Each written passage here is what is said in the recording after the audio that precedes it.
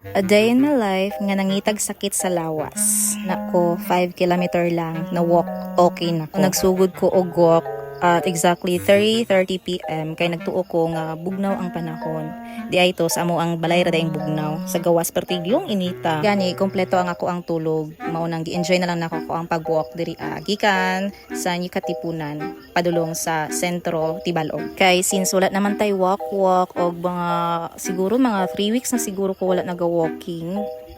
So bawi-bawi ta karong adlaw no. Sa akong hunahuna yun no, kay bura ko nagmahay aning adlaw nga nagbaktas ko. Nga pertigyo siyang inita. Gwapa lang ta diri anas part, no?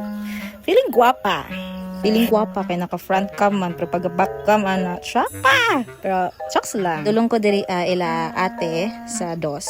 And then ako ang target kay pag abot na ko sila is musakay na ko pedicab pa uli sa mua. Pero kay ang anaya gusto mo join og walking siyahang nanay ni join pod ko kay akong hunahuna enjoy man pod na makuy akong pag umangkon once in a week na mag-walking. Then first time ni anaya na mag-walking. Diba dili basta-basta gi-feel niya iyang pag-walk. Pero lagi nakuha na nako kong 5 km goal na walking. Magpalit lang utak ko kanang iced coffee kay gusto lang utak ko mag-relax, mag-walk, chill na walking. Pero gihimo siyang energizer sa isa.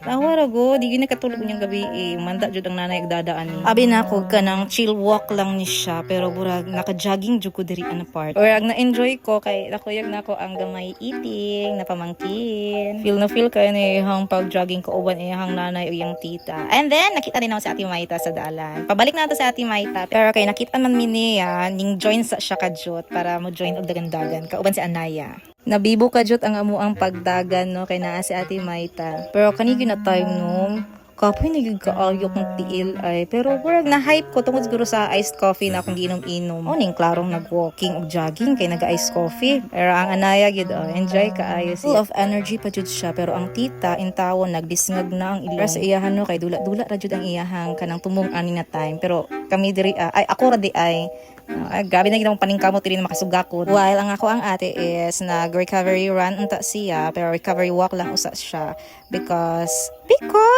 kay nagikan siya sa 50 km nga run last week ba? Sige, kamo akong gipangutana. Since ni uli na gid sa Ate Maita, nasugatan ako si Sir Alimar. Hi Sir Alimar. Nag-walking po siya. Malamang nag-walking, lain sa crawling. So classmate din ako si Sir Alimar no since we were young. Nakita dai ko perfect spot no para pag-emotan no. Na para bang endorser ng Been Here. Mao nilang ginaingon na X for walking. Check for pictorial. Also, nakita din ako si Ariel Arida. Hi, Sir Ariel. He is also my classmate since we were young. Padayon ta sa pagdagan. No? Nigukod na ko diri asa kong pag-umangkon og sa akong ate. Kay barag naulahin na gyud ko. No, kay bugnaw ang hangin karon. Ibawi sa kakapoy. Kapoy jud kong tiil ani na time pero dagan gihapon. Can energize sa iced coffee. Oops, naka-backcam na. Refreshing jud ang view diri adapitan no. Pero lisngag na jud kayo kung ilong ani sa kahangak. Kaya ginhawa sa ilong bes. Maunang sa baba na lang gyud paagi kay hangak. Walking ra man gyud akong plano karong adlaw. O yun nag-jogging naman daw ko. Then ang anaya wa na gyud na kaya mag-walk. Nagreklamo na gyud siya. She's so tired na daw. Montage na day par pero wala magkuan lain. Awara gud na siya. O i-montage pa ba na? Ako sige, mag-walking ko pabalik na pug balay. Kay anak ko nga dili pa man kapoy. Nabrag na relax mo ganina good. So anak ko padayon na lang ko padulog balay. And while naga-jogging ko, nagsugat na ako ang power couple.